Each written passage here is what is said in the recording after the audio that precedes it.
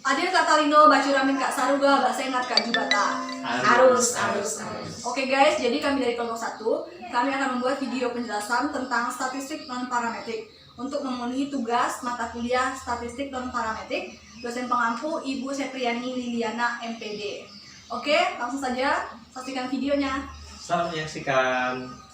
Saya akan menjelaskan tentang statistik non-parametrik. Jadi apa sih yang dimaksud dengan statistik non-parametrik? Statistik non-parametrik adalah teknik analisis statistik yang modelnya tidak menetapkan syarat-syarat mengenai parameter-parameter populasi yang merupakan induk sampel penelitiannya. Jadi maksudnya bagaimana? Kita tahu bahwa di dalam statistik ada dua jenis. Yang pertama adalah statistik parametrik dan statistik non-parametrik.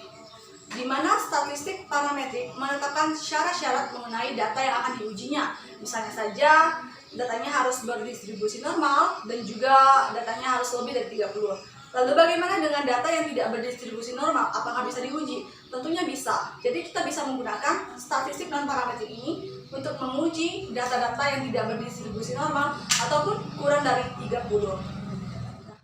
Baik, di sini saya akan menjelaskan tentang perbedaan statistik parametrik dan statistik non-parametrik. Perbedaan itu ada 3, yaitu yang pertama, yang parametrik, datanya berdistribusi dengan normal, sedangkan yang non-parametrik datanya berdistribusi dengan tidak normal. Perbedaan yang kedua, yang parametriknya datanya kuantitatif, sedangkan yang non-parametrik yaitu kualitatif. Perbedaan yang ketiga, yang parametriknya umumnya ukuran sampel besar, sedangkan yang non-parametrik ukuran sampelnya kecil. Selanjutnya, saya akan menjelaskan kapan sih statistik non-parametrik ini digunakan.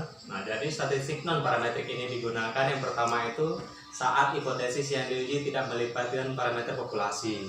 Kemudian yang kedua, skala data yang digunakan adalah nominal dan ordinal. Kemudian yang ketiga, jika asumsi-asumsi parametrik tidak terpenuhi, misalnya yaitu data tidak berdistribusi normal. Baik, selanjutnya saya akan menjelaskan kelebihan statistik non-parametrik. Kelebihan prosedur pengujian menggunakan statistik non-parametrik dibandingkan dengan statistik parametrik ialah: pertama, asumsi yang digunakan minimum sehingga mengurangi kesalahan penggunaan. Kedua, perhitungan dapat dilakukan dengan cepat dan mudah. Nah, terus yang ketiga, konsep dan metode non-parametrik mudah dipahami bahkan oleh seseorang dengan kemampuan matematik yang minim. Terus yang keempat, dapat diterapkan pada skala peubah kualitatif atau nominal dan ordinal. Sekian. Selanjutnya, saya akan menjelaskan kekurangan statistik non-parametrik.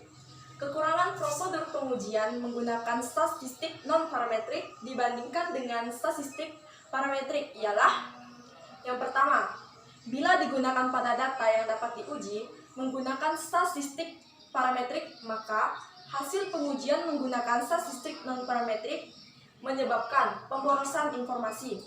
Sedangkan yang kedua, pekerjaan hitung-menghitung, karena memerlukan ketelitian terkadang menjemukan atau membosankan.